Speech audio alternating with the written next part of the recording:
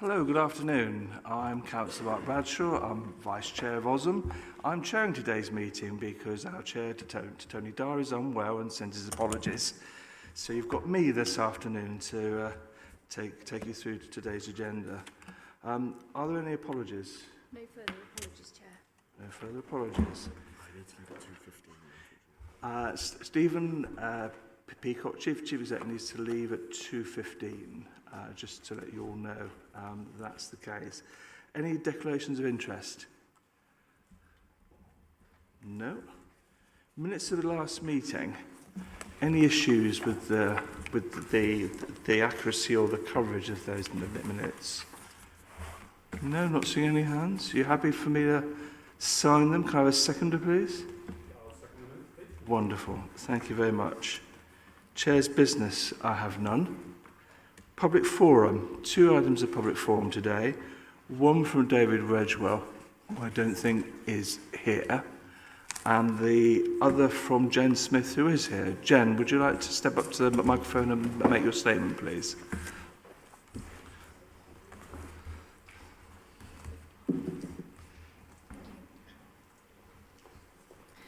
So there appears to be enough money for sending Bristol, but there always seems to be money. There never seems. Do you know what? I feel really stressed now because I've just been ambushed. Right, I'm autistic and I've got ADHD. I come to this meeting today expecting to ask questions and do a statement, right? And now I'm so stressed I can't even read this statement. That is not fair. This is completely undemocratic.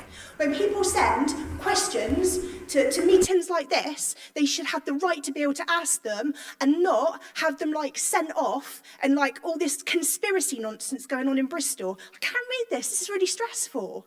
This is so inaccessible, this process. And the fact that I have questions that people don't want to answer is not my problem. This is just more a send cover-up. It's absolutely disgraceful. My family has enough going on from this council. It does. And I come here today expecting to take part in the democratic process, and again, I am finding myself blocked. You should be all absolutely disgusted with yourselves. Well, I'm very sorry that you feel that way. What was agreed is that the statement would be presented today and has been noted, and the questions will go to people's scrutiny for a detailed answer there. I think that's the end of public forum. Right. Chair, can I make a comment, please? Yes, of course, Christine. I was asked last week if the statement and the questions, would I mind it going to people? And I specifically said that I would prefer it to come to OSM for both sets. The reason being is that the contributor knows the system, and my feeling is that if this person had put it into OSM, that's because that person wanted it to be at OSM and not people.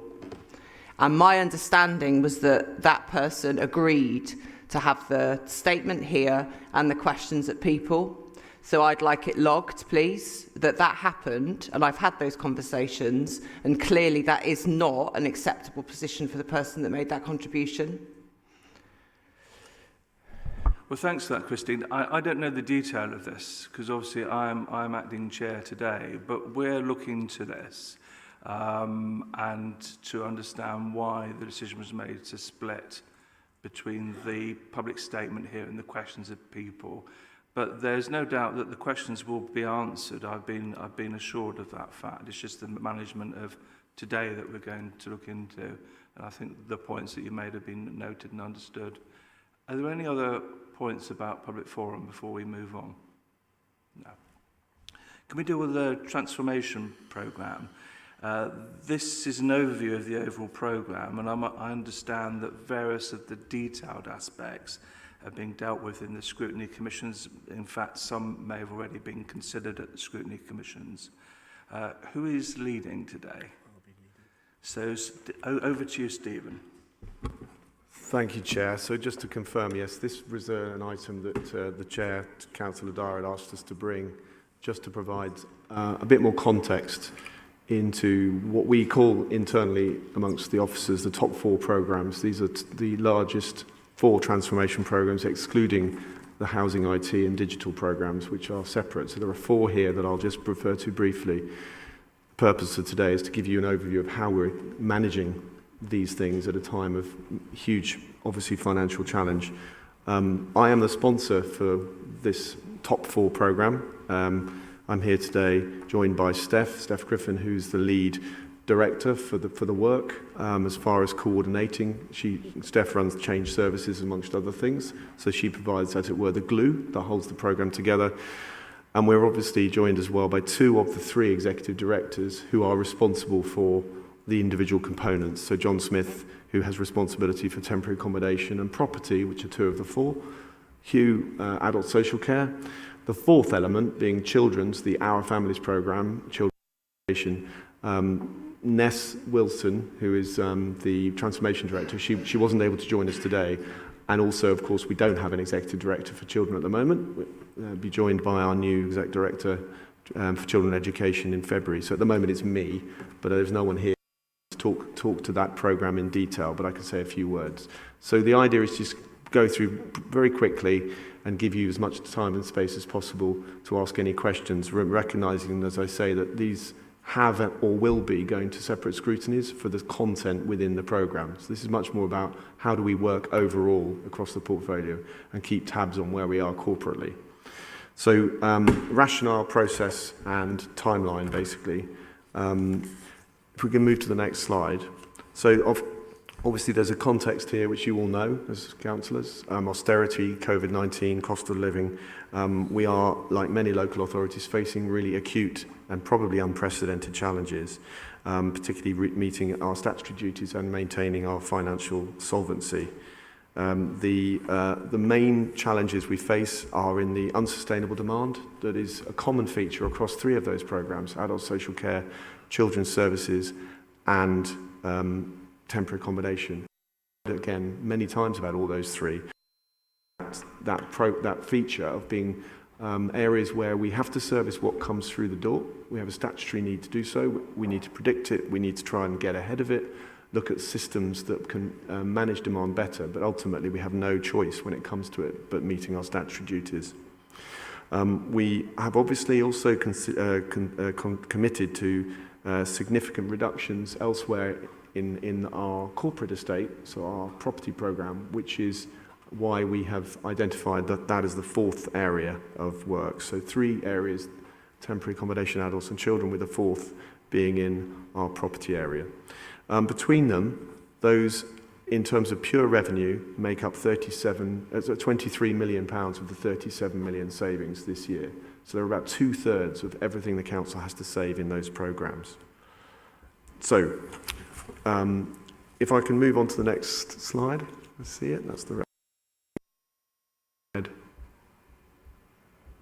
Yeah.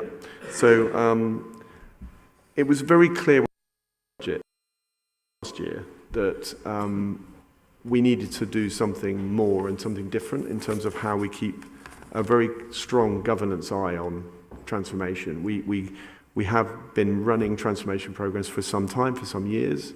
To put it into context, last year we delivered about 65 to 66% of what we said we were going to deliver in terms of savings in our transformation. You can look at our auditor's report. So it was clear that continuing to just work as we were wasn't necessarily delivering, because it was clearly, on top of 10, 12 years of austerity and savings. And so we thought long and hard about how best to do things differently, and we identified that within the 50 or so savings programs that we were working on, all of which are managed in line with our program management approach, there were these 3 or 4 that were really at the top of the tree. And so each of those 4 programs has a regular slot at our corporate leadership board. It has a clear and constantly reviewed and politically overseen benefits realisation target. And we are very focused on it, more so than I think in previous years. I want to give colleagues a chance to just explain what the 4 are. We've got a slide on each, but it's just 2 minutes, I think. Hugh, John, if you could take us through the next 2.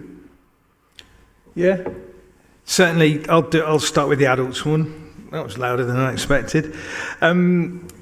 Yes, so as you'll see here and in the next slide, the Adults Programme builds upon strategic and operational improvement work that's been underway since about 2019-2020, as Stephen mentioned. The work is ensuring that we respond to demand proportionately, in a timely way and fairly, that we develop the local supply of services, the care market, making sure it's sufficient and robust enough to withstand the challenges of our era, be it COVID, be it cost of living, be it workforce, and that we make the most of what we directly provide. So looking at our in-house services. We are also responding to the major national health and care workforce challenges and have developed some solutions that are helping us to bridge the gap in the short term and find longer term solutions to our issues of recruitment and retention. As I think the slide shows, we've got a delivery partner, an organisation called People2, and they're adding expertise and capacity to help us to do this, especially now, to do it at scale and pace with the savings challenges that we've got in year. Very challenging budget situation.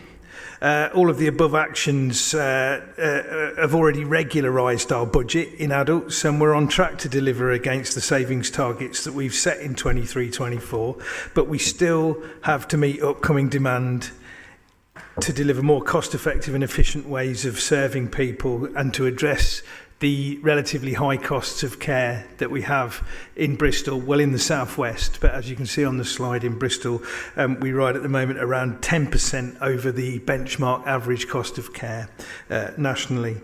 You'll see a list of key achievements in the next slide. Are we on the next? Yeah, that slide there. Well, you'll have to look at that on your computers. We've done a lot of work to rationalise our direct provision.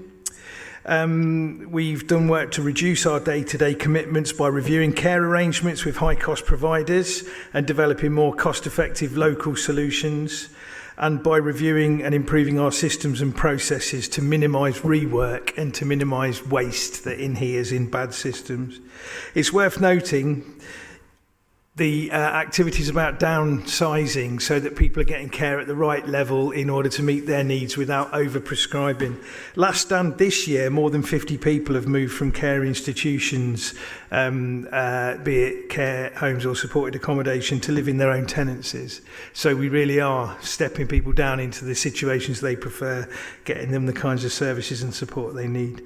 We've got a new single commissioning framework for commissioning care and support services. This is also signed up to by the NHS.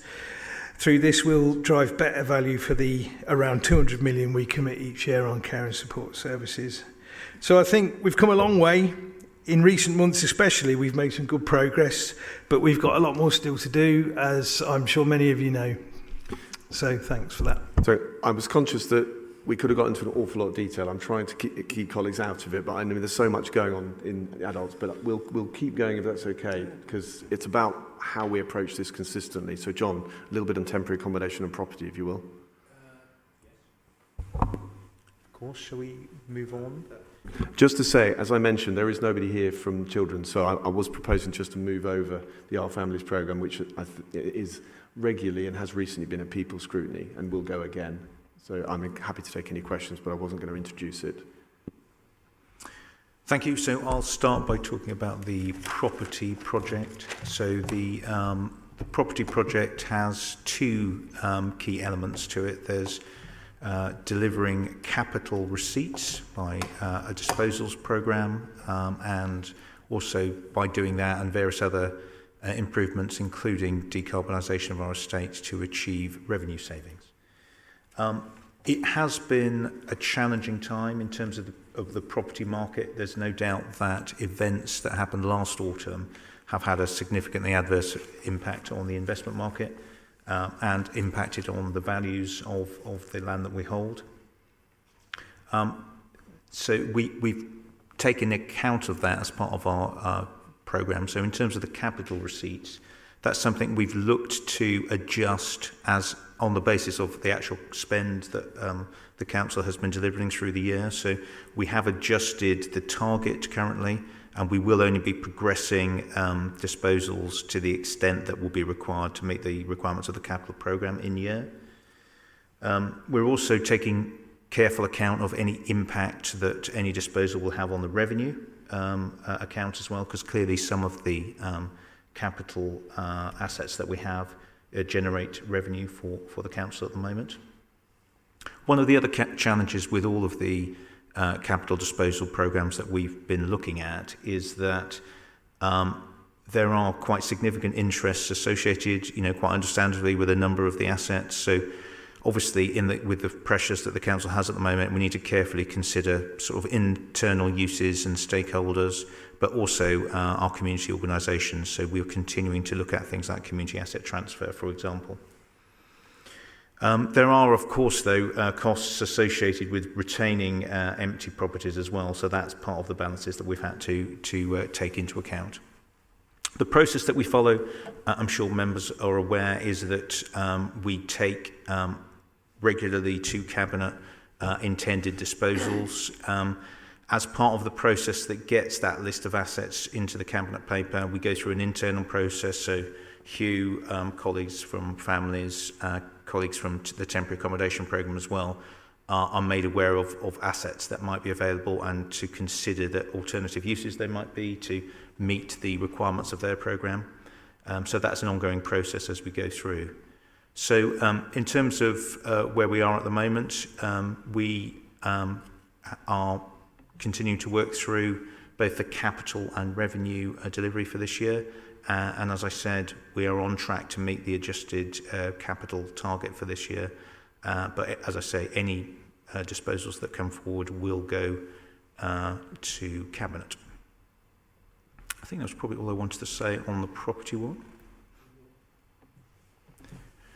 Shall we move on to temporary accommodation then, if that's okay? Thank you. So the temporary accommodation, I'm sure members are fully aware of the background to this, but this is a very important project which is required to address the fact that the subsidy available for those that we provide temporary accommodation has a significant gap from the actual cost. So the challenges with that through this process are really quite significant. We have a savings target overall for the programme of 1.9 million, as is set out in the slides. Actually, if you could move on to the next slide as well, please. Thank you very much. So we've sought to address that in a number of different ways. So the first way is by looking at the way that we actually procure supported accommodation. We've gone through a process of reprocuring that in a way which we think will deliver significantly greater value for the council and making sure that all of the parts of the council are aligned in terms of how we procure that through that accommodation framework. So we're just in the process of implementing that now. We've looked at a number of different opportunities to secure additional temporary accommodation. So one of those which we have progressed successfully is the refurbishment of a number of flats which we've leased from the hospital trust for use as a temporary accommodation. A number of those have already been occupied. We're also looking at an increased number of direct lettings with private landlords, which again is a much more economic way of addressing the issue. And there are a number of other programmes ongoing. Just one example on the slide there is that at Derby Street. It is worth reflecting that the current forecasts do not take account of the recent Barton House incident and the impacts that might have both on demand and potential costs. The demand for temporary accommodation both nationally and within Bristol also continues to grow. So it is flagged here on the slide that it has increased some 87% since the start of COVID, and we continue to experience upward pressures on that, I'm afraid. So as I've flagged out, rather than having the expensive spot purchased accommodation solutions, we're looking at using a number of frameworks. The actual overall subsidy loss, which is estimated at something around 13 million for this current year, which has an ongoing budget pressure due to the way that the subsidies work of some 5 million. So we are working hard to address that. The only really medium to long-term solution is to bring forward further accommodation of various different types. So that's something that we are working on as well into 24-25. So just to finish the final slide, I mean, there have been some benefits from a more joined up internal management approach to looking at these top four, not least because there is interconnection between them. For example, as John has mentioned, the use of accommodation. We are still a collection of services as a council, and we try hard to work across silos, but it takes a concerted effort to get people to really look at how can a building that may be surplus to one service genuinely be repurposed to be used by another service. It doesn't work naturally enough in our organisation yet. It's still too much working against the grain of the culture. And one of the benefits here has been we've been making some inroads, but it's also, as a process, shown up how far we still have to go. So we asked PwC to come in. If you could just put onto the final slide, please.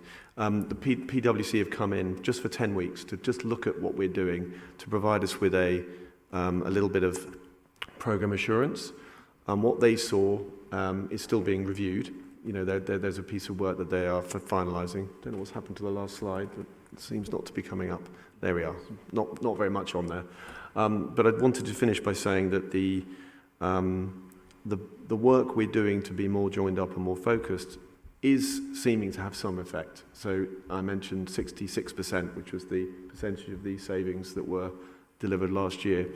Currently, we're looking like around 80% is the forecast for this year across the transformation. It should be 100, but we are making inroads. However, that figure is against what we thought the problem was at the start of the year. That does not include additional demand. That has meant that instead of helping X number of people in a service and taking savings out of that, we're now helping X plus a bigger number. So one of our bigger insights here is we've got to get better at demand forecasting. All of what we're doing is basically showing that there's a long way to go. And when does business as usual become transformation? And what does transformation mean?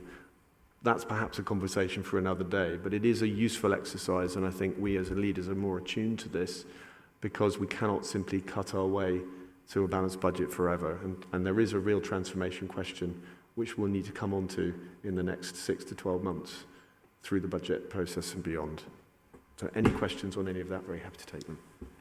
Thank you very much, Stephen and the team. Just before I open it up to colleagues, the PwC programme assurance work that you've mentioned, presumably that's across all the different strands as well as overall.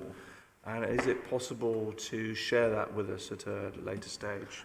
Yes, it's about the top four, as we call them, these four. And absolutely, it would be our intention to bring that back. What we're waiting on just final sign-off from the report, which is imminent, but then we're going to be working on our response to it, because I think what it's doing is it's shining a light on this next stage in the process. How do we, spending this money, this is expensive. Transformation is a lot of money, and it needs to be, and it only makes sense if it's delivering recurring savings year in, year out, and we just got to make sure that we are set up, frankly, properly. So yes, we will bring that back, that report.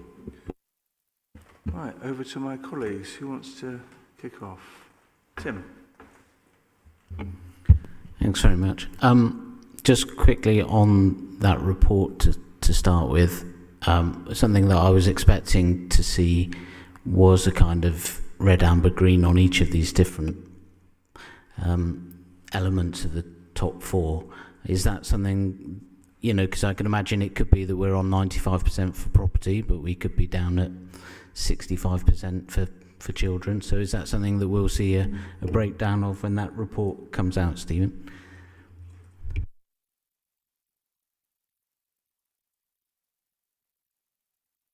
Yeah, just in relation to children, because I'm conscious that our Families Transformation Board has that level of detail, so it can be provided at some point, but it does go into the minutiae of the detail. And just to add to that, absolutely, all of the programmes have that level of detail, so we'd be very happy to bring that back with the future report with the PwC recommendation. Yeah, I mean, as it's now December and obviously the programme runs out in at the end of March, it would be good to see that as soon as, well, not the whole programme, but this year's savings have to be delivered by March, so it'd be good to see that as soon as possible. My other question was to Hugh. In terms of the People 2 report that was done, my question really is, did that come up with anything very surprising that will really help us, or, as many reports often do into this kind of thing, did it really come up with things that we already knew about but hadn't been taking action on? How much value do you think that report has delivered for us? Yeah, I mean, it's an interesting point. We've been on with this transformation work for a period of time, couple of years plus. So there wasn't necessarily huge amounts of, of major big new ideas, but there was a lot of insight into the detail of the work that I think already probably knew that we had to do. What People 2's done is it's added that insight and it's added capacity. Because, we're all kind of under the cosh and everybody's got a busy day job. And what you do when you get someone like this involved is you get some expertise of this kind of transformational work, and you get capacity to plug in to work alongside teams, alongside individuals, so that they can start to assess for themselves the good bits and the flaws in their day-to-day systems and processes, their practice and culture, and then start to apply little changes that then in the end will in total amount to big changes. So I think it's built on this premise of working bottom up. So it did provide us a very good analysis all in one place of everything that we suspected. It proved some things that we suspected but couldn't prove. It provided us with one report in one place with all of it in, very useful. But more importantly now is the ongoing work to drive the change in the systems. Sorry, so there's been a kind of interactivity between People 2 and your teams to start moving on to the things that they're recommending that you do, rather than just handing over and saying this is what you think we should do.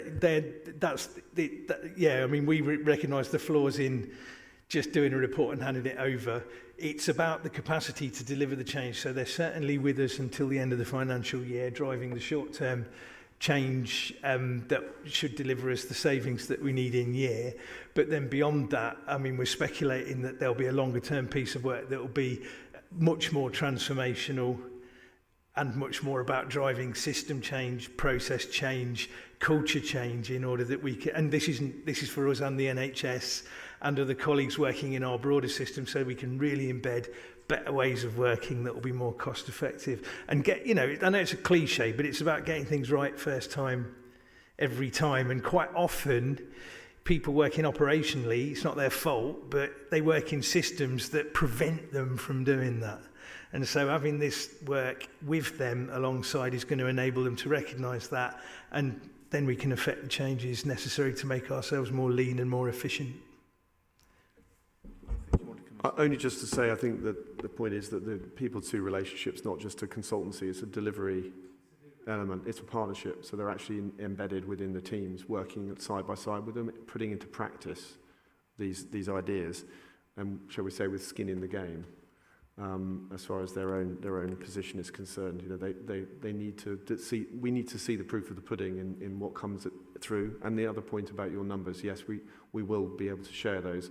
I was unsure, and we discussed, myself and Councillor Dyer, some of these numbers ought to be being shared through the other scrutinies, and they will also be, fully shared as part of any budget updates going forward.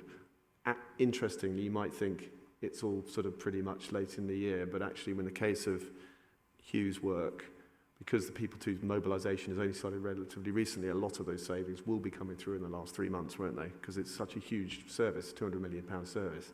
Actually, it probably will be back-end loaded this year, won't it? So what we've done to date and what we'll do by the end of March, I think there'll be quite a big... Yeah, so I suppose I was looking for confidence factor as well as where you actually are in terms of delivery. So the confidence of 80% is the number today which people feel very confident about delivering. Some people say they can do better.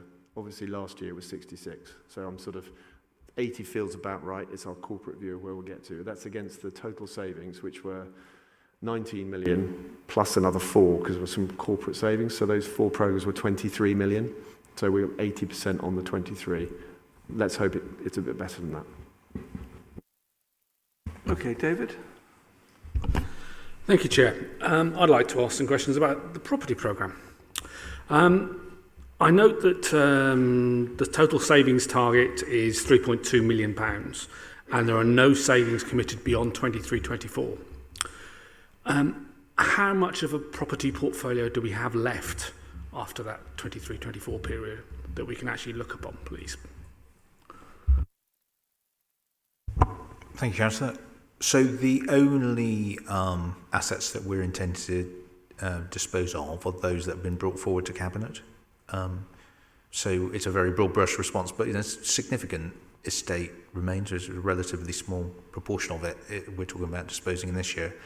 And as I said, we have adjusted the amount that we are intending to dispose related to the capital requirements in this year and bearing in mind the current market conditions, but focusing as well on things like impact on revenue and internal uses that could generate savings. So it has been quite flexible, so we've adapted through the year to try and get the best fit between all those different factors, Councillor. Thank you. And will we have to go through this process again when the Temple Island office blocks come on stream? Well, there's nothing particularly related to the Temple Island blocks that would be part of the programme. It is an ongoing programme, it's fair to say, so we have a target for this year. Whilst we don't have ongoing revenue targets, we have ongoing capital targets that we'll need to meet, so there will be a pipeline of opportunities coming forward is the intention. Thank you. Okay, Martin. Right, thank you, Chair.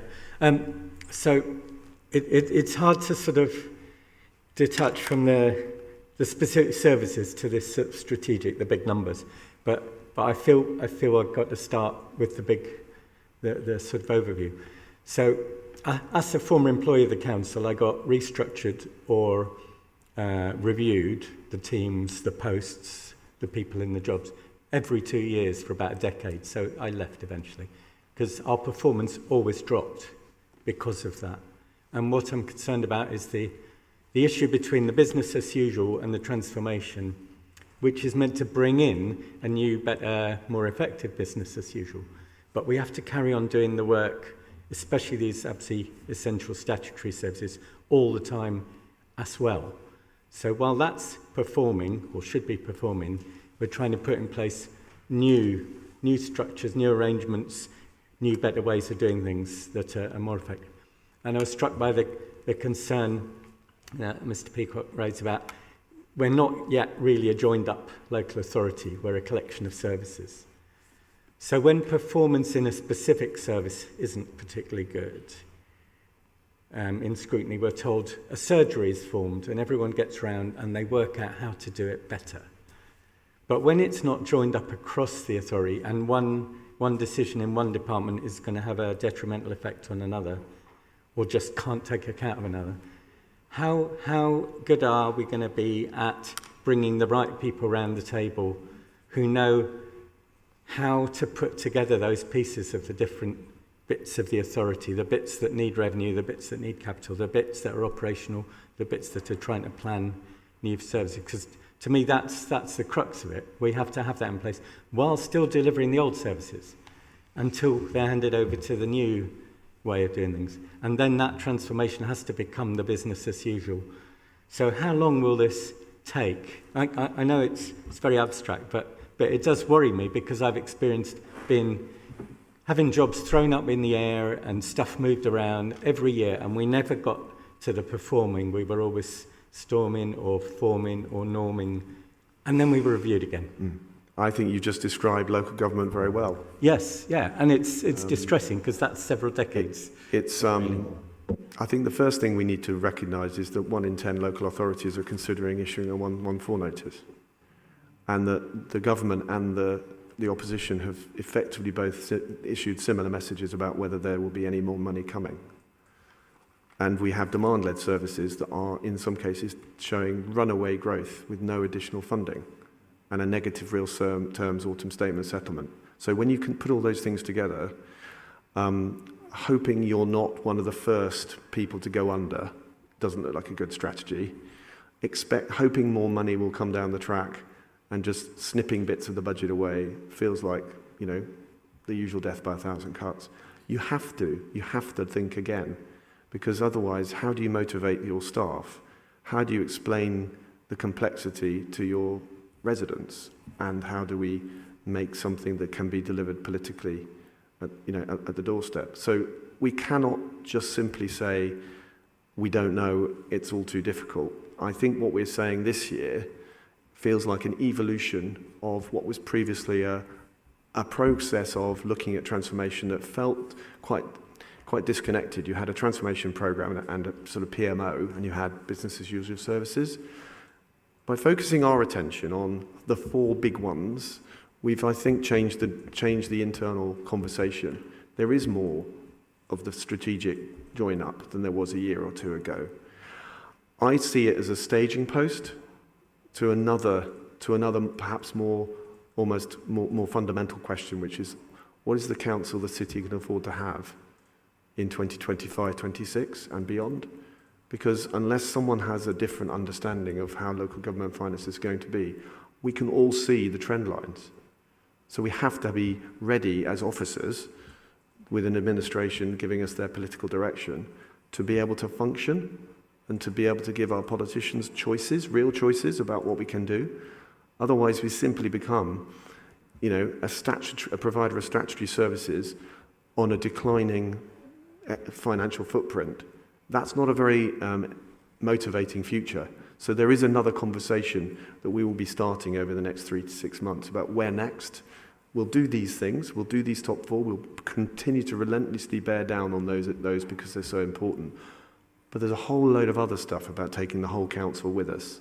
And the way we imagine the role of a council, it does need a conversation.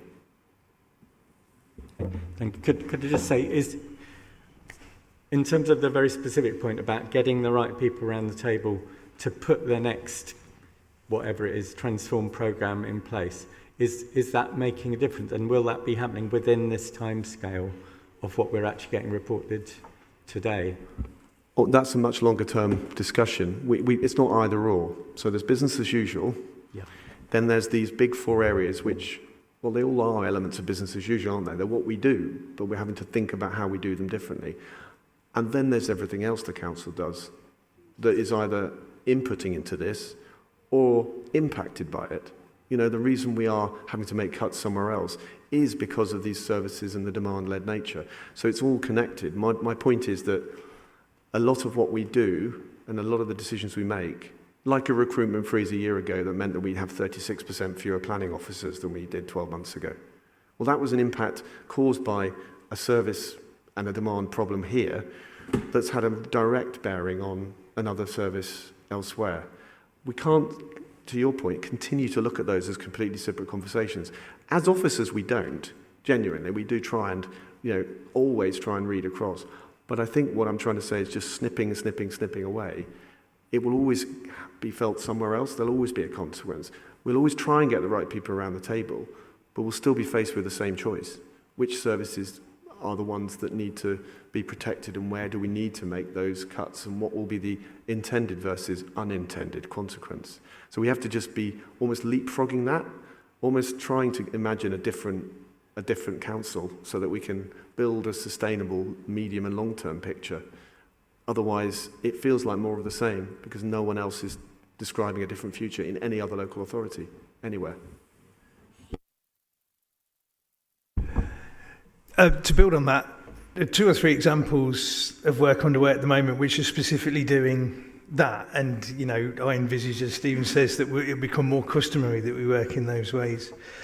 Specialised supported housing, I mentioned that we'd supported a number of people into longer term accommodation. That wouldn't have been possible if it hadn't have been done jointly across the G&R housing part of the organisation and adult social care.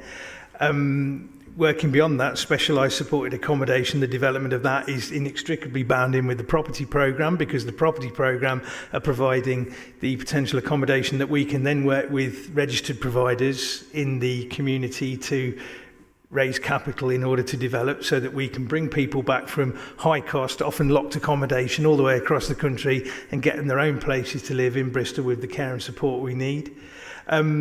In children's and adults transitions work, most places in the country really haven't made a decent inroads into the structural, regulatory, legal, financial problems around the transition of people with enduring needs from childhood services into adult services.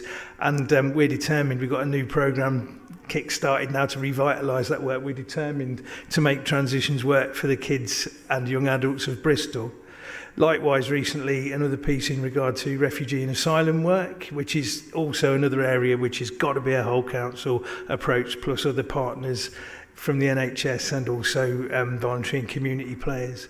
So we're getting much better at that, and there'll be a lot more to come, I think, but there's some testing ground to show that those approaches do work. Thank you very much, Hugh. Steve next. Thank you. I'm interested, I'm not quite sure who I'm directing this at, but we'll give it a go. I'm interested in how we're actually measuring the impact here, because if I take the adult social care as an example, just because it's the biggest number, it was, I think, 10.8 million in-year savings. But we're not saying, are we, that means adult social care this year will cost 10.8 million less than it did last year. That saving is against a counterfactual, if you like, where you take last year's spend, you add on growth in demand, you add on inflation, and that's what you would have spent if we hadn't done this, and the goal then is to spend 10.8 million less than that. So how, given that we're looking at nice simple numbers on a screen here, but in real life out there, this is a huge, complicated, difficult, messy thing. How confident can we be in what that counterfactual number is on what we would have spent, so that we can then be confident in what difference this programme is really making? I think it's a really good question, because we can lose a lot of time working out what it is we're measuring. And one of the kind of less glamorous parts of this work we've done in the last year is to really tidy that up. So cost avoidance, as it's termed, versus cashable savings, versus pressures that have come through because you couldn't avoid the cost. These are all the concepts you're talking about. What I can tell you for sure is we are very clear on the distinction between those. And we'll be able to give you a summary of what that looks like. And you're completely correct in sort of children education, for example. There was a supplementary estimate, wasn't there, in P5, I think it was, 12 million. That's one of those uncontained pressures. Adults, have we had any this year?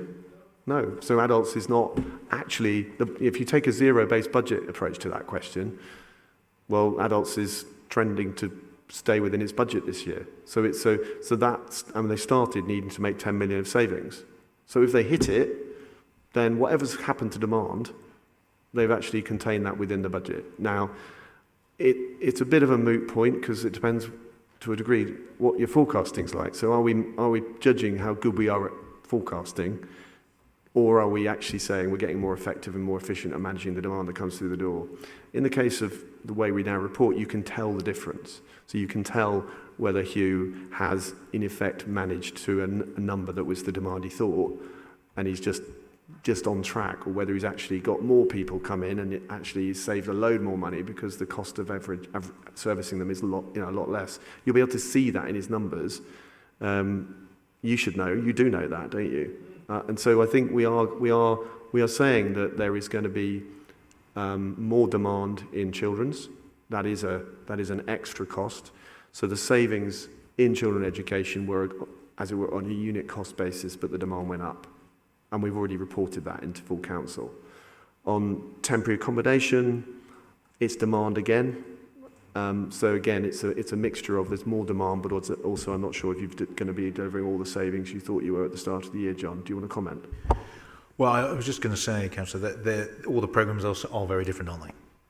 So the property one, in many ways, is the most straightforward in that you have the the estate and, the potential costs on that. However, even in that case, the reason that we're focusing on delivering the corporate landlord project alongside that is to make sure that we fully understand that we've captured all the costs and all the savings, and that has proved quite challenging, actually.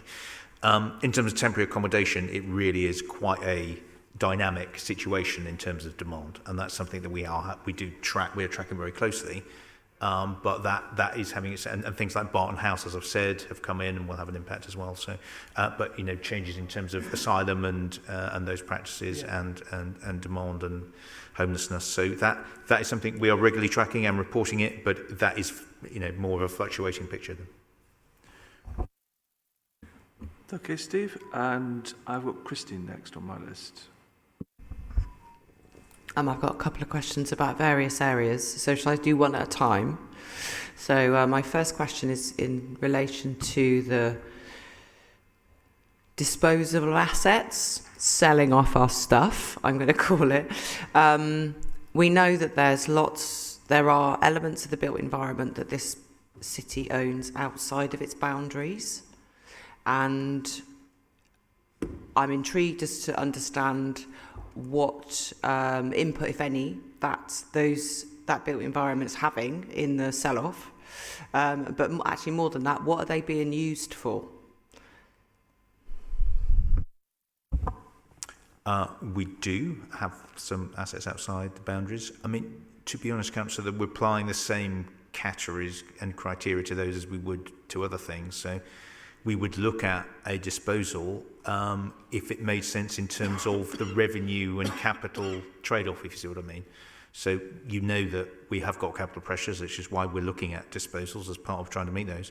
But we have really significant revenue pressures as well. So if the overall sort of revenue capital balance mix wasn't favourable, then we probably wouldn't dispose of them, or we'd certainly look at them more as a longer term disposal rather than a short term.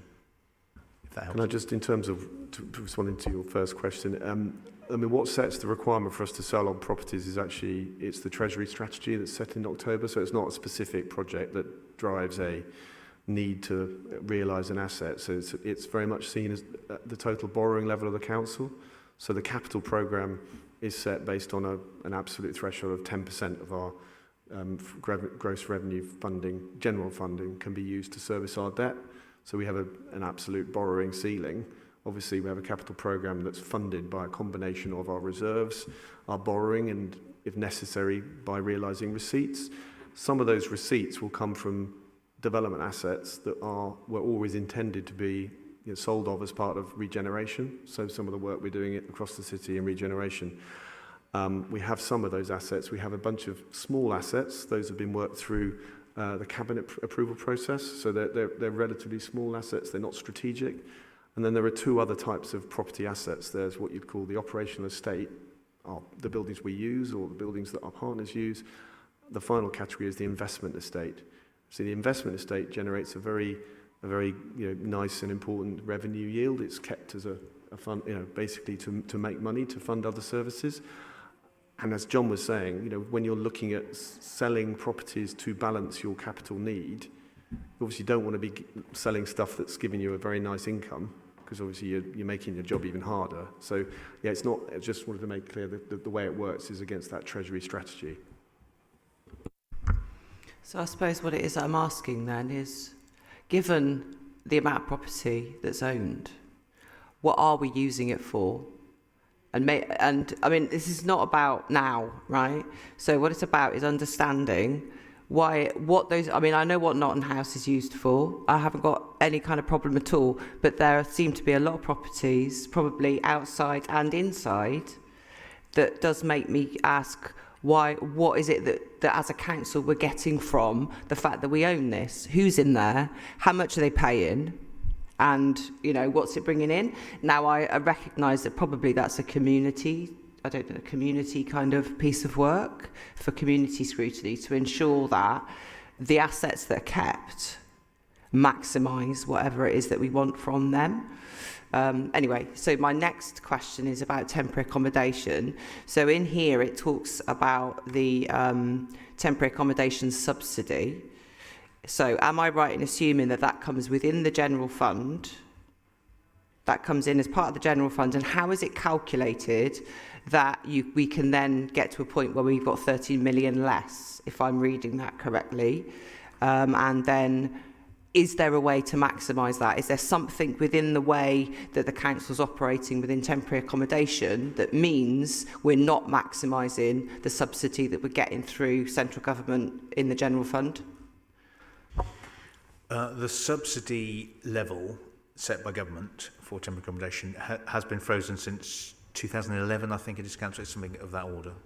So the gap is the difference in terms of the cost since then. So there were some adjustments made to part of the funding, actually, in terms of the local housing authority, the LHA related funding in the autumn statement, but there was no change to the temporary accommodation level. So that's still the gap, and it's growing. So it's a difference between the subsidy that's available to cover the provision of that temporary accommodation and the cost. If I may, so the LHA is set by government at the 30th percentile. So it's basically the average cost of renting in your local area. They cap the amount of money they will provide at the 30th percent in that cost, and that was actually set. I think it was revisited in 2018 from memory, John, but it hasn't grown since then. So basically, the amount of money government gives us, you would not be able to rent any property really in Bristol. So we have a statutory homelessness duty. We have to put people in property. The amount of money we get is set at below the level it costs to rent anywhere. We therefore, the gap between what it costs us and what we get is what we call the subsidy loss. And it's basically the gap caused by policy that has not kept up with the market. And we have a statutory duty. We cannot not house people, obviously. Okay. Yeah, okay, I think I understand that. So this is in relation to all of the slides. What's the difference between the 23 full savings target and the total savings target? There may be some that roll over 2 years, but I'll leave. Yeah, that's essentially our total savings target includes an element that was for the upcoming year, 24, 25. But they may, yeah, that's what our one is, I think, and children's the same, I think. So some are over a number of years and others are, well, the property sell-off is finishing this year. Yeah, it's slight. So in part with the temporary accommodation and the property, it's that. In part, actually, it's because the departments that work on these areas do work on other things as well. So as part of looking at the wider pressures, we've brought in some of the additional pressures as well. So that's why ours are slightly more complicated. But it is also in part that it covers certainly temporary accommodation goes forward into future years. I can confirm we've used a bit of shorthand. I'm looking at what you're looking at. The ones that have more than the total of 23 to 4, I think it's all of them are 24, 25. The gap. So it's an additional X.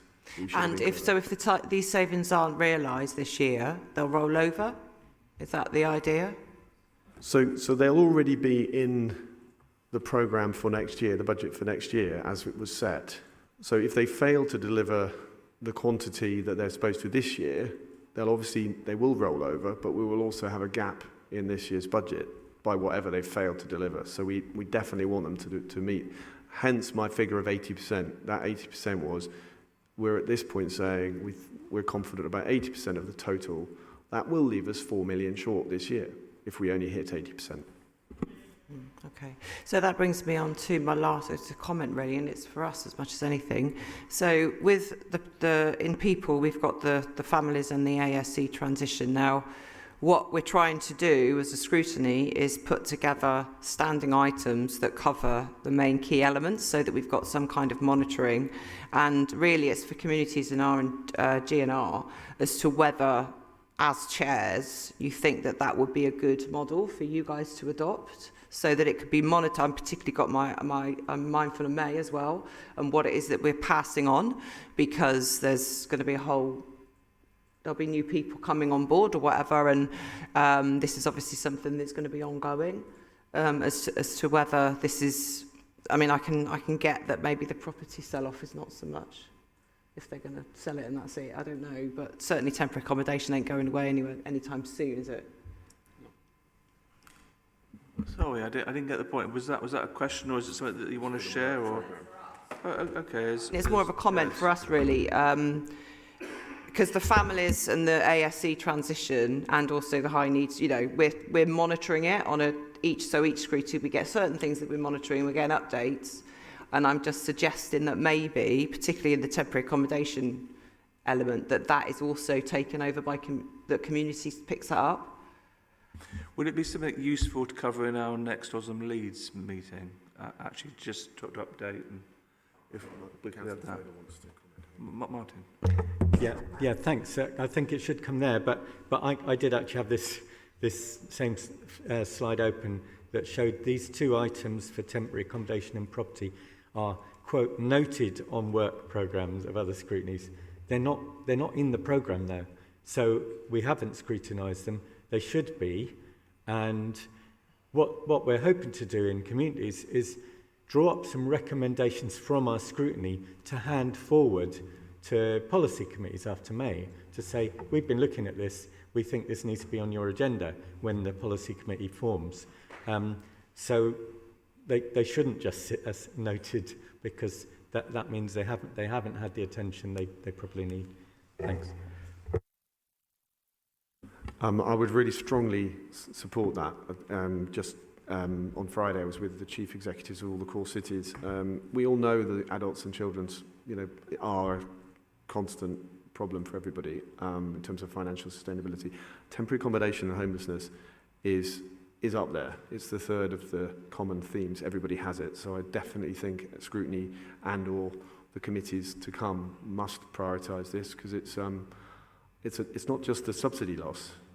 It's all of the other, related issues to do with substandard accommodation, the housing crisis more generally. It's definitely important, and I'm afraid won't be any better probably by the time the committee system's here. David, I think you want to come in very quickly on this. Yes, I was just going to say, Chair, that we do have a capital programme update coming to February's GNR, which might cover some of the issues that we're looking at. What I don't know if this process will also identify places where we can actually use for temporary accommodation in the assets that we're trying to sell off, and whether they would be better used for temporary accommodation, for instance. And whose call is that, please? The process that John described basically takes an asset that may be surplus, and it puts it through the relevant cabinet member and officer groups. So in the case of temporary accommodation, John obviously leads the programme, and wherever possible, that will be looked at as an asset to be repurposed. I mean, there are some legal issues about the holding of an asset. If to do with the length of a lease, we are required to put certain things in the HRA, certain things we can't own in the general fund if they have a certain. It's to do with the length of a lease, for example. But it's very much already happening. It's not working perfectly. I would say that. I think I mentioned earlier that the council is still a collection of services when it wants to be, and some of this stuff still takes a bit too long. But we do at least have a process of getting a building through all the relevant interests, and you can rest assured that the cabinet members, particularly Councillor Renhard, and now of course that's moved across to Councillor Dudd, are extremely interested in all use of any property that may come up.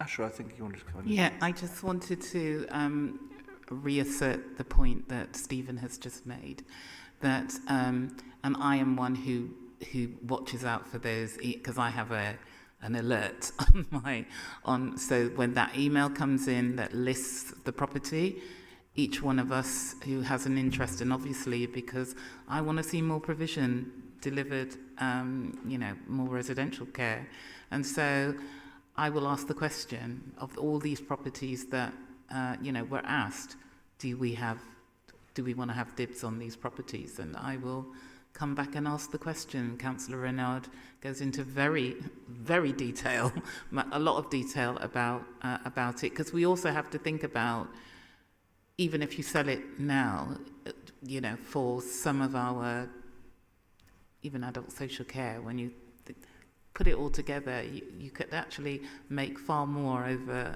10 years if you repurpose it to property that is being used by some of our adults and or children's services through the funding that comes through that. So as a cabinet member, we take it really seriously. We're not in the business of just selling property for the sake of it when we know it can be put to better use elsewhere in our portfolios. And we've seen that happen with the children's homes that we have just bought, and I've put some forward for other children transitioning, for our asylum seeker and refugee children and others. So, yeah. And of course, as ward members, we often see the disposal list in our own wards as well. I certainly comment on those in my patch, and I'm sure others do as well. I've just saved a few questions to the end if no one else has anything. And Andrew, I'll take you next, and then I'll finish off. Thanks. I had a question about demand management, because that comes up on a couple of the slides.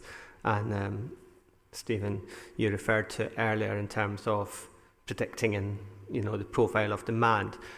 But I just wanted to clarify: is that what that means, or does it go further? Is it about managing the expectations of service users as well? It's a very big topic. I mean, on the one hand, we all know that early intervention can make a big difference, whether it's children at risk of missing out on a good education because they're not being spotted early enough in terms of support, in which case you end up with the HCPs and et cetera, and there's lots of work being done about collaborative approaches, partnership. That's long-term stuff. On the other hand, just managing better to know what's coming by better use of predictive analytics and data insight will just simply mean you're better prepared for it. Even if you can't do anything about it, you can deal with it better. And so I think it's a combination of those. It's also about imparting that knowledge to people who are closer to the coalface. At the moment, I feel there is a gap in good data, good timely data being in the hands of people who really know what it's telling them and us. It doesn't feel right to me that if you're in a team making decisions every day, that you're not equally aware of the consequence of your decisions on the finances of the council.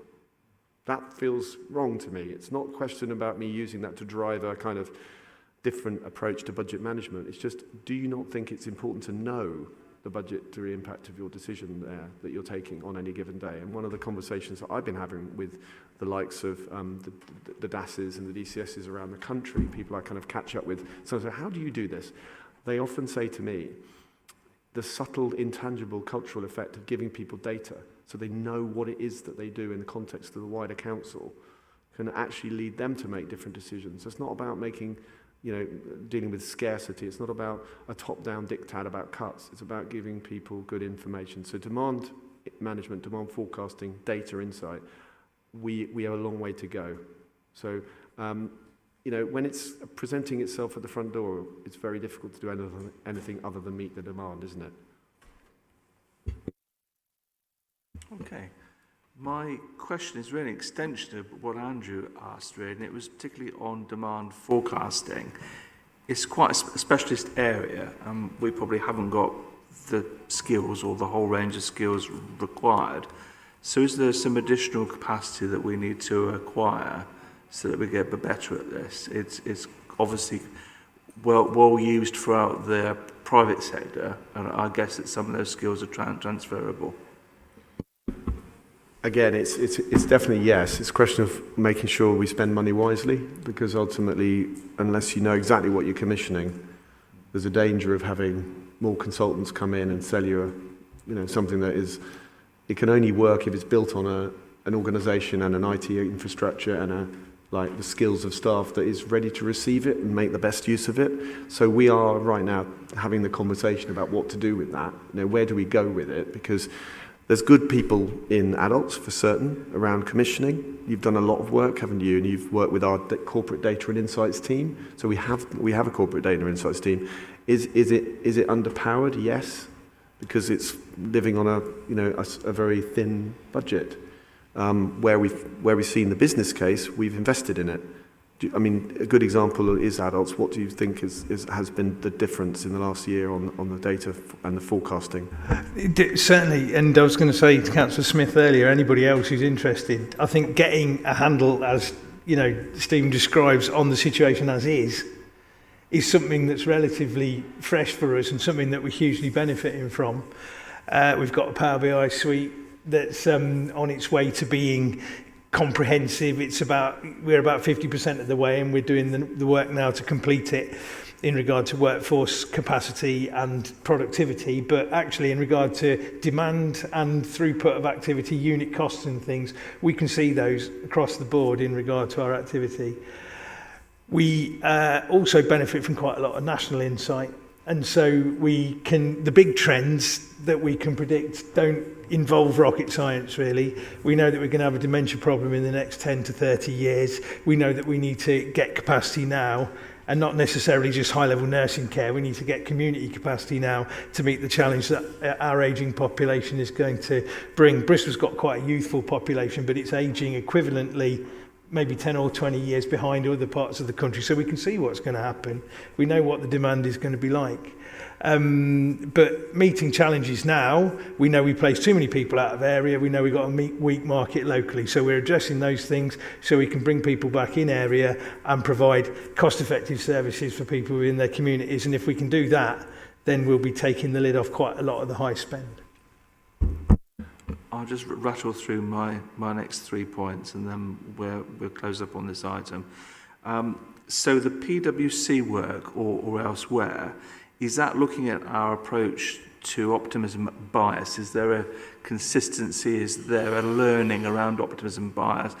There are a number of us in this room that have been through transformation programs in the past and have kind of acutely learned this whole agenda. I think so. What I would say is it's looking at differences in the way programs are stood up and run. So there's obviously a difference between different types of program, but there should be a core kind of methodology, architecture, and things like optimism bias, and just using the same language to describe the same thing is better than it was, but has a way to go. So the 80% figure will tell you there was optimism bias at the start of the year. So I think we do need a lot. We need to continue this. Community asset transfers is something that I'm particularly interested in, having had a couple in my ward. Just really a point rather than a question about investing in community capacity to take on these buildings and assets, because often people want to take them on, but there's not the capacity, there's not the understanding, there's not the confidence to do it. So it's investing in that skill set, perhaps with other voluntary partners as well. And then last point, again, just an observation, fascinated by the work on temporary accommodation. We have a housing company. The two are connected in my view. Community asset transfers, I think we're delighted with a lot of what's been possible. Many of those assets had zero value to the council because we couldn't make a go of them. I mean, that's where you can see, asset-based community development is a really important part of Bristol's success, but it doesn't just happen. You've got to actually put capacity in. It's a political choice as to what priority it gets in terms of budget and resource, etc. We have a CAT policy. It's, as I say, got some notable successes. The second one I also agree with, but I can't remember.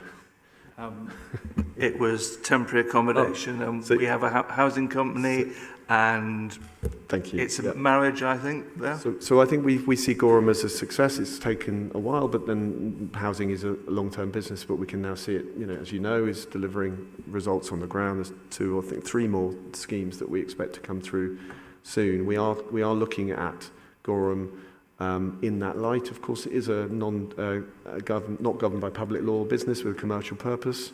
There are options which, subject to cabinet and potentially full council decision, might give us some new angles. There are models elsewhere in the country where wholly owned housing companies own stock, whether it's temporary accommodation or potentially other specialist supported housing.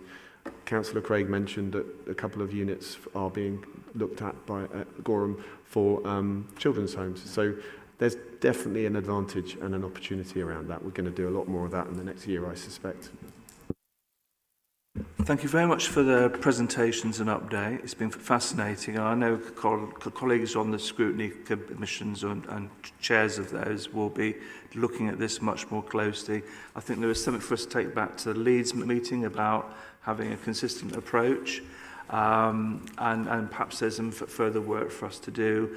And also wrap this up within the understanding that as the municipal year draws to an end, OSM will want to have a handover package to whomever comes next. And I think this is a really important ingredient in that.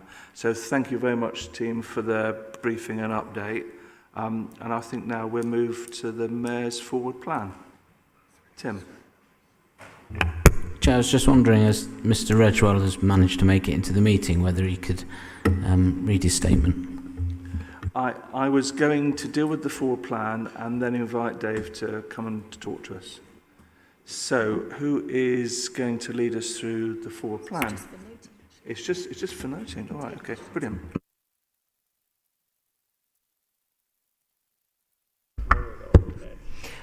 So the forward plan, I know, is again kind of, we'll tell you what's happening next month and that's it. And I'm aware that other members of OSM have raised this numerous times, so I won't go over that. But my question is there anything in our current constitution that requires further notification of what should be in the forward plan? So what I'm asking is the administration fulfilling constitutional obligations, if indeed there are any? That's my first question. And my second question is, have we put it onto the committee working whatever for next May? I anticipate that this won't be so much of an issue because it will be cross-party and everybody will have, there'll be more openness around what's coming up. However, if it's not in there, from a governance perspective, we could go down a route where people start putting all their books up and don't want to share anything, and that's problematic from where I'm sat. Thanks, Councillor Townsend. So the first question then, are the constitutional arrangements about the forward plan being met? The answer is yes, so it's just 28 days notice. So yes, I can confirm all is correct and in order there. Regarding your question about the forward plan for the policy committee, so what members have provisionally agreed is that there are going to be 2 work programme setting workshops to take place every year so that the cross-party councillors can decide what they'd like to see on the forward plans, so it'd be plans plural, obviously, for each of the policy committees. And so the first one, I think we've said June 2024 for that one. But obviously there will be a mechanism as well for things to be added on in between those meetings. But yes, it's very much a cross-party approach and things will be planned in good time. Steve, I see your hand up. Sorry, no microphone there. While Stephen's still with us, I mean, as Christian, what we've got here is tomorrow's agenda. It's not a forward plan.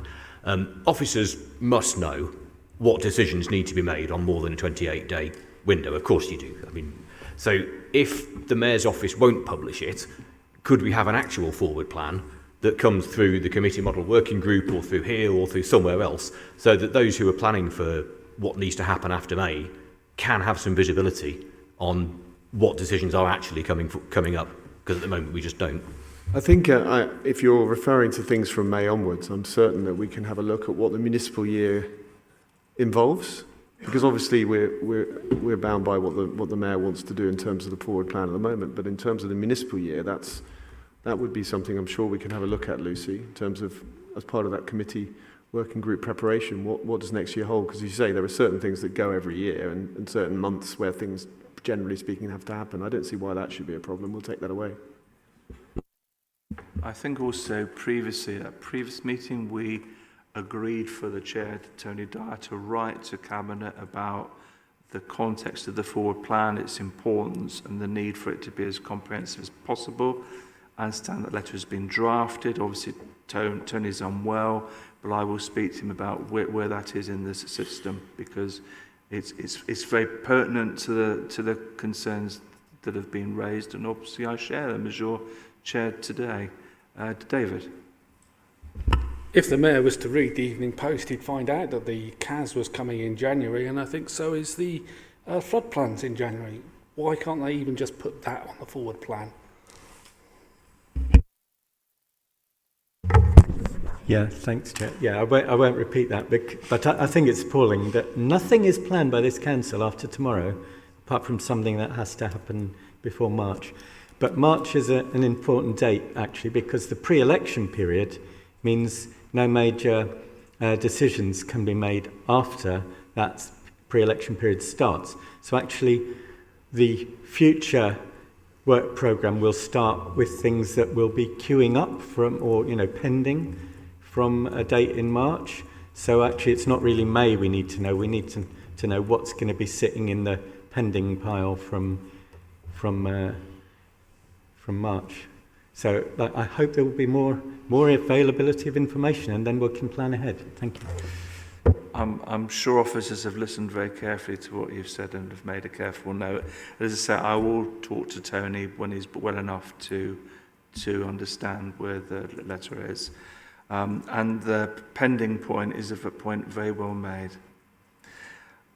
Work programme, next item, I think is just to note again, unless there are any burning issues with the work programme, I just wanted to highlight again that we've agreed to put in time for the handover to the committee system and to devote, I think, about March time.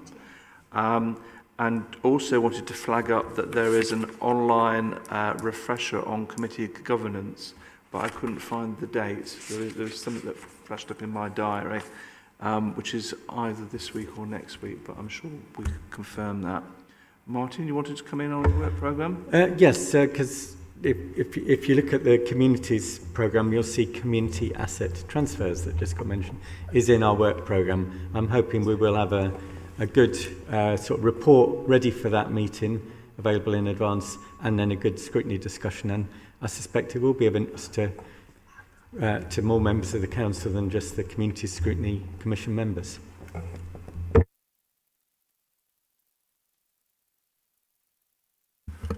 Is there anybody else on the work programme? Right. David, we had our public forum at the start, but you've joined us. Yeah, I know. And we're grateful to you for braving the weather. So if you want to give your statement, which members have already received and noted. So my statement's about a legal duty of this local authority, which is the WECA, the West of England Mineral Combined Authority Act. And that Act is an Act of Parliament, and it has a shared responsibility for public transport bus services. In particular, it's in the Act, and it's also public transport. It's a shared responsibility between this authority, South Gloucestershire County Council, Baines, and also because North Somerset's part of the transport arrangements with North Somerset to pay the levy. But what we tend to do is just hand WECA large sums of public money from this authority as part of the levy without any proper scrutiny or any proper engagement with the WECA committee. And the worrying thing there is after we saw what happened on Friday over officers, or not even employed by WECA, they're actually interim consultants, trying to pull over the prezy sum of £10,000 and calling a meeting which has cost about £2,000, which is rather ridiculous, whilst millions of pounds of taxpayers' money moves across WECA without proper scrutiny. We also have a large number of officers over there that are not local authority government officers, including directors, interim directors, probably more than our own planning department here in terms of consultants and interim people brought in an emergency. But this has not been brought in to deal with a planning emergency at Bristol. This has been going on now for years. WECA does not have a proper directorate management team. It does not have proper heads of department. And believe it or not, the reason we have a problem, you'll blame the mayor politically and all play your political games. I'm not interested in that personally. The issue I'd make there is we don't have a head of marketing at WECA. So if we want to badge a bus or put bus stop, which I was heavily involved, as you know, and put the stuff on the shelters, and I know Bristol Transport Board are up to our necks in it, so we put our hands up because we planned a lot of what's going on at the moment. But we don't seem to have proper control, and yet you're about to make a budget decision within the budget framework, and this is where I'm bringing this today, which probably through growth and regeneration, to make sure that we hand that sum of money over and we spend it properly on public bus services or ferries or whatever else this council sees the aspiration. So instead of just putting the sum over, if you want to, a couple of issues, the 505, for instance, from Ashton Vale to Southmead, we want to put back in the 5, which is the one between Bristol City Centre and through St Paul's and Wergersburgs, which is covered, but not through Stapleton and Broomhill up through Albury Court and into Down End, where there's no bus services at all. Then just passporting from South Gloucester yourselves or Baines the sum of money and saying get on with it to a group of consultants is not really the way forward. It's not democratic. And I just want to understand properly, and the Chief Exec's gone, but it's something he should be considering. How is that money going through proper scrutiny? And how is it going through the WECA democratically elected board, including the democratically elected mayor, not the officers? So that's the issue. We'll be bringing it back, obviously, to Cabinet tomorrow, and then there's proper budget scrutiny. And I'm hoping Lucy will be able to guide us in where these questions go, because we had the great Jeff Gallup last year telling us where the questions go and where these items will actually fall, so that we can actually make sure that people interested in the transport and services provided by WECA but funded by Bristol, Baines, South Gloucestershire and North Somerset are actually fully scrutinised, and we don't leave it down to calls of officers who are unelected to basically spend public money. And this is becoming quite a serious issue, especially when there's a big shortage of public money these days. Thank you, Chair. Thank you, David. I think those of us on WECA Scrutiny, WECA Audit, Resources and other bodies will have made careful note of your points and comments. And even although the Chief Executive has had to leave early, I will drop him a note to ask him. He's obviously received your statement, but I will emphasise the point about the need to scrutinise these subsidy and other funds going to... Can I just say, I'm not here representing just me. No. I'm the official, until somebody kicks me off, the official pasture rep on the West of England Middle Combined Authority in North Somerset and a member of your Transport Board. I have to go back and report to, as you've seen, people in the papers in Ashton Vale, people in Albury Court, UK, Bristol Older People's Forum, Bristol Disability Forum, South Gloucestershire Qualities Forum tonight, and people in Baines and North Somerset. So we do need to understand this process democratically and public input. We've looked at the Cambridge and Peterborough model. It's very democratic, it's very open. The Labour mayor in Peterborough has a very open conversation in open democratically elected meetings to discuss public transport services cross-party before they finally set the budgets. I would ask that we look at this, because I know Mark Harper's going to take a big interest in some of this stuff if we don't get it right. Thank you very, very much, David. Right, I think it brings us to the end of the meeting. Is there any other business? No? I mentioned a briefing earlier. We'll probably send around some clarification unless you want to do that now, Lucy. Yes, members, just to remind you all that there is a briefing for OSM members on the company's governance. So that's Bristol City Council's governance, which will be taking place on the 13th of December at 4:30, and it's an online briefing. Thank you very much. And on that note, thank you. I think this is our last formal meeting for the calendar year, so I want to thank you all and the officer team for your support and perseverance. We've churned through quite a few issues. There's still a few meetings left before the end of the municipal year, but I want to wish you all the best for the holiday season, for Christmas and the New Year. Look forward to working with you in 2024, or at least the first quarter of 2024. Thank you.